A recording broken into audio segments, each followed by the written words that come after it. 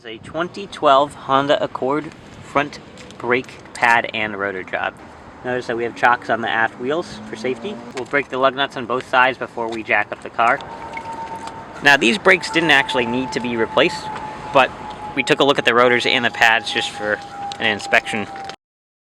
There's a jacking point directly in the middle. The jack stands are right at the fold of the pinch well.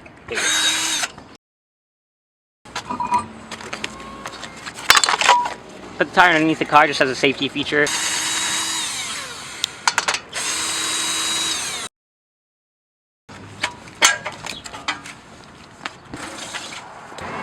So we've exposed the rotor, caliper, and the brake pad. Turn the wheel to the right, so that way it easily exposes the caliper. And we're just loosening up the pads with the middle slot.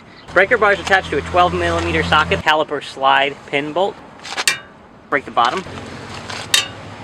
Use a 6-inch socket to easily unscrew them. And we're going to take both off since we're going to replace the rotor.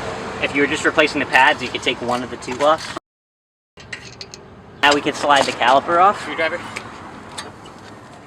So our caliper is just sitting on top there and the brake line's not stressed. We're going to remove the retaining clips. Here. We have our breaker bar and a 17mm on the caliper bracket bolts. Yeah. So there's the bottom's broken.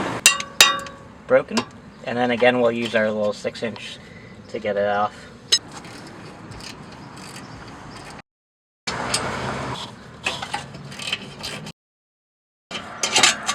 So we're going to take the existing clips out of the caliper bracket.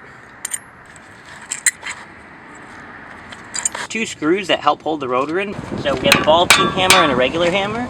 And what we're going to do is put the head of the ball peen right on top of the screw. Do the other side as well. And then we're going to whack the back head of the ball peen with a regular hammer. That's just going to loosen it up. One is good, and the other is good.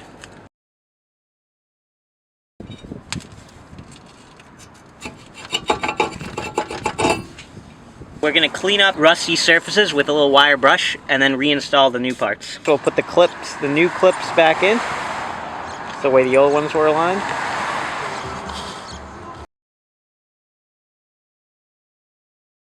Or the retainer clips into the caliper bracket. We will spray it with brake clean and wipe it down so that there's no oil contact surface.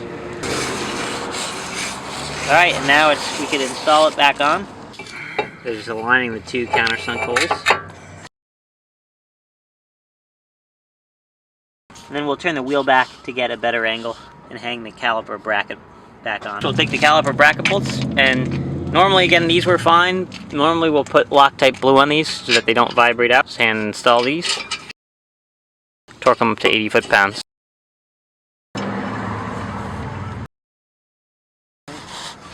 Yep. These were just removed for inspection and installed again because they're fine. Best practice, put anti-seize on the two tabs that run against the internal clips, and then also put anti-seize on the backs. Be sure to have the wear indicator on the upper portion of the back brake pad. Be sure to put the clips on correctly into each hole. Normally you need to use a C-clamp to compress that forward caliper piston against the caliper, but since we just took this off and are replacing it, we're going to slide it on carefully. 12mm. We're going to put this guy in on the top and then close the caliper like a clamshell.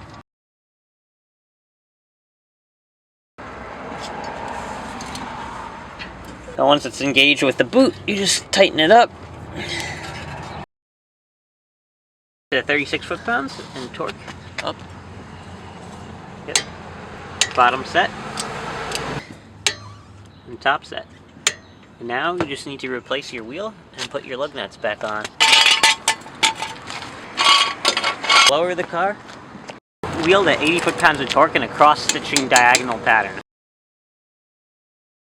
Honda Accord 2012 EX brake job. If you liked this video and considered it helpful, please subscribe. Thanks for watching.